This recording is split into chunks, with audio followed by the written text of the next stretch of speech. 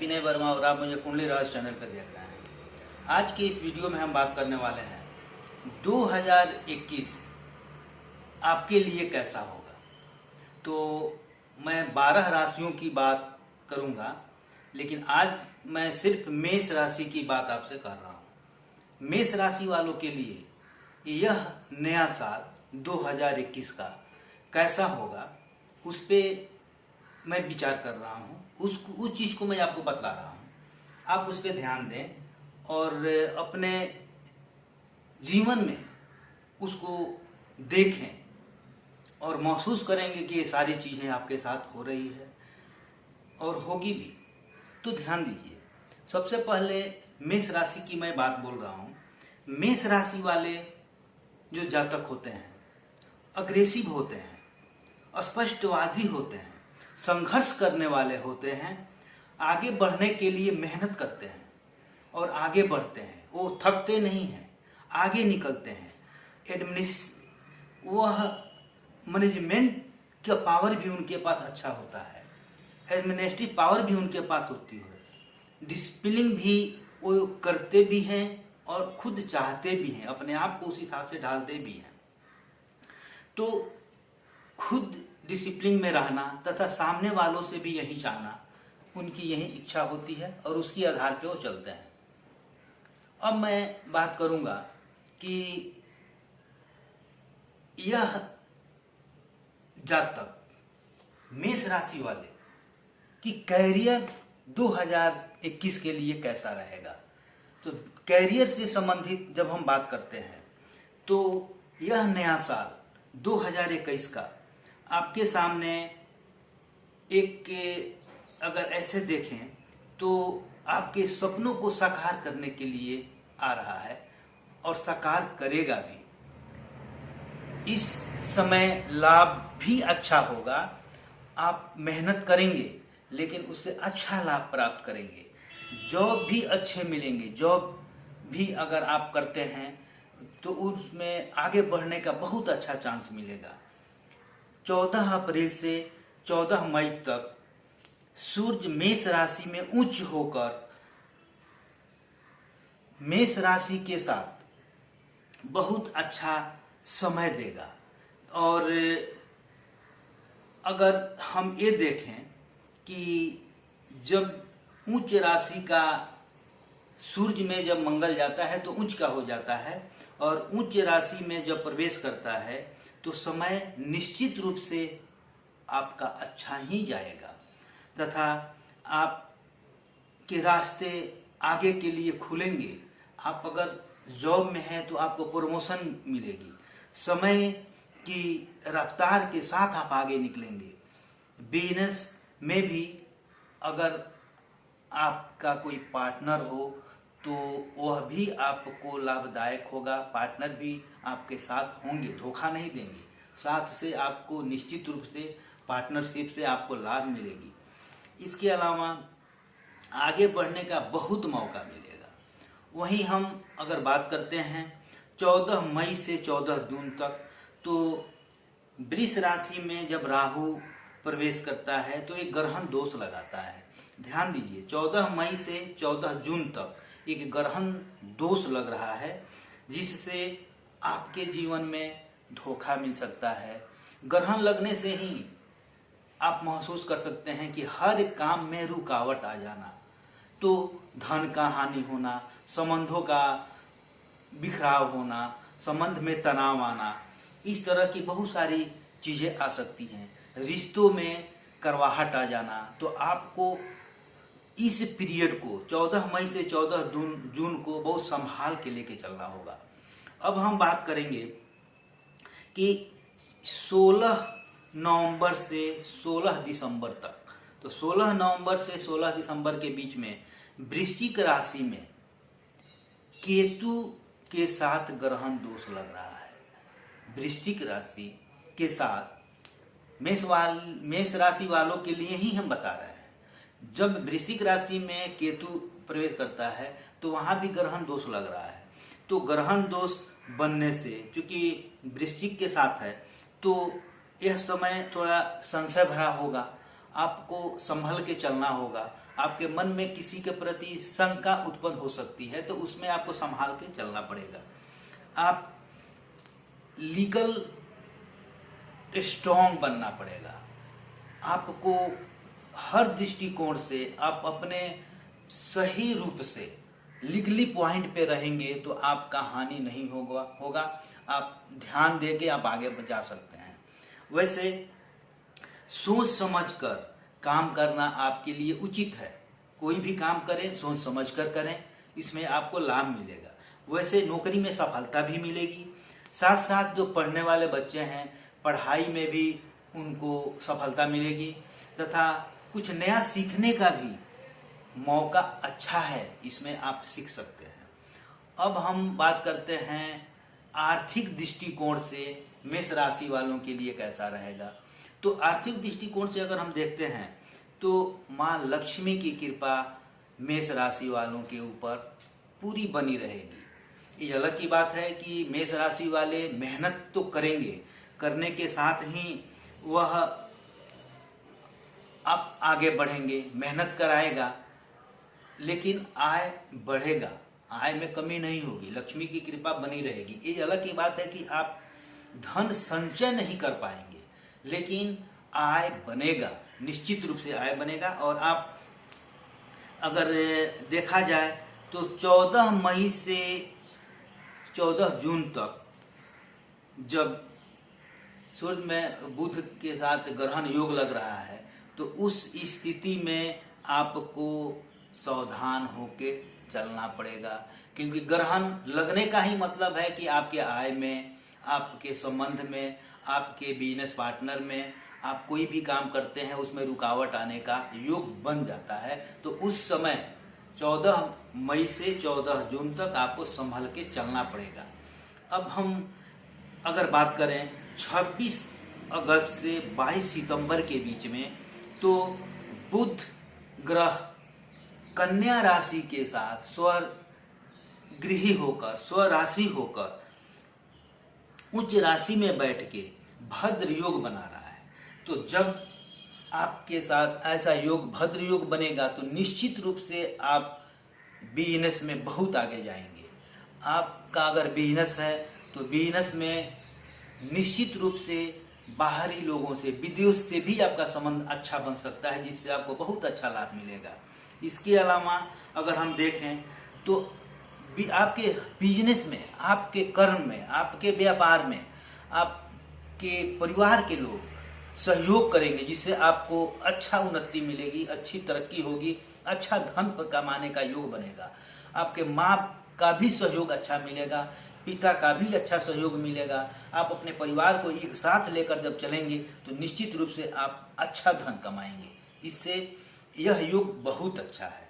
इसमें आप सबको एक साथ लेकर चलें, क्योंकि अकेला चना भार नहीं फोड़ता, इस पे ध्यान दें। साथ में लेकर सबको एक साथ लेकर चलें, औरों को भी लाभ होगा और आपको भी निश्चित रूप से आगे बढ़ने का मौका मिलेगा।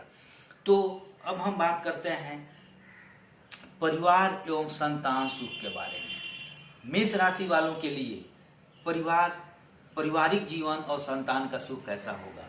तो जब मेष राशि वाले के लिए जब हम ये करते हैं तो 2021 मेष राशि वालों के लिए पारिवारिक सुख के दृष्टिकोण से देखा जाए तो साल के शुरू में ही आप थोड़ा भाग दौड़ करेंगे।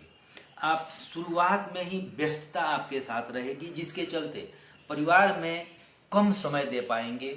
लेकिन निश्चित रूप से जब परिवार में कम समय देंगे तो पारिवारिक सुख की कमी निश्चित होगी। लेकिन अब अप्रैल, जुलाई, अगस्त की मैं बात करूं तो पारिवारिक सुख उस पीरियड में मिलेगा। आप उस समय को संभाल लेंगे और आगे निकलेंगे। वैवाहिक संबंध भी अच्छा रहेगा, मांगलिक कार्यक्रम भी होगा। और इसी पीरियड में आप अगर ये देखें तो संतान का सुख भी प्राप्त होगा। अब हम वृषभ राशि से मंगल का जो 22 फरवरी से 30 अप्रैल में अंगकारक योग बन रहा है, 20 फरवरी से 13 अप्रैल के बीच अंगकारक योग बन रहा है, जिससे आप में अगर देखा जाए तो तनाव का स्थिति बनेगा। आप ध्यान देकर इस समय को निकालेंगे, क्योंकि तनाव अंगकारक योग उग्र स्वभाव का है, तो उस पे आपको अपने आप पे काबू पाना पड़ेगा। उस समय तनाव रहेगा, रिश्तों को बिखरने का काम करेगा, तो आप उसको संभाल कर चलें। माता पर ध्यान दें, माता का स्थिति खराब हो सकता है, माता पे ध्यान दें स्वास्थ्य संबंधित। इसके अलावा पिता से भी अच्छा संबंध बना कर रखें, अपने ससुराल वालों से भी अच्छा संबंध बनाकर रखें, रिश्तेदारों से, मित्रों के साथ भी मधुर संबंध बनाकर रखें, तो यह आपके लिए अच्छा रहेगा।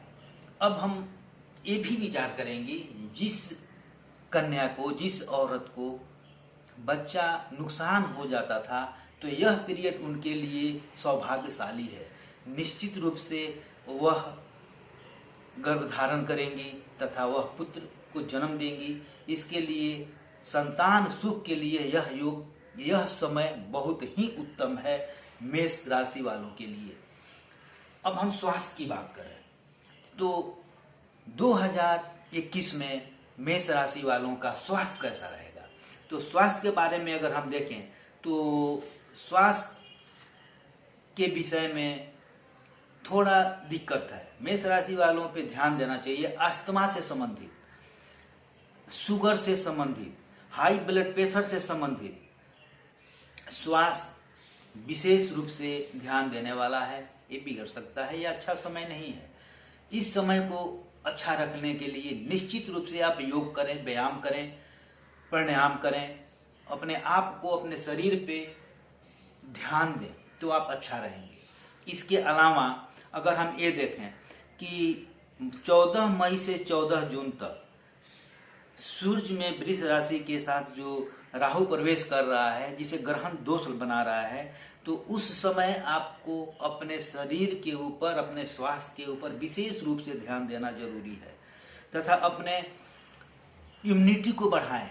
निश्चित रूप से आप ऐसा व्यायाम करें, योग करें कि आपकी इम्यूनिटी, शारीरिक क्षमता बढ़ जाए, जिससे प्रतिरोधक क्षमता, हर बीमारी को लड़ने के लिए आपके शरीर में क्षमता बन जाए। तो वह आपको ध्यान देना पड़ेगा, अपने शरीर की इम्यूनिटी क्षमता बढ़ाना पड़ेगा।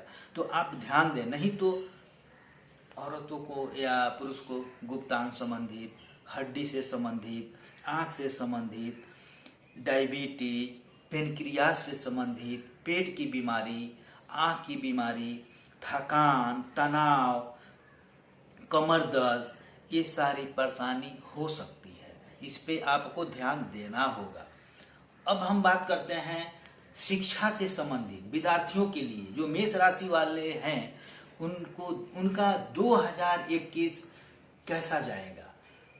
क्योंकि अभी तक 2020 तो सबके लिए बहुत परेशान करने वाला समय रहा है।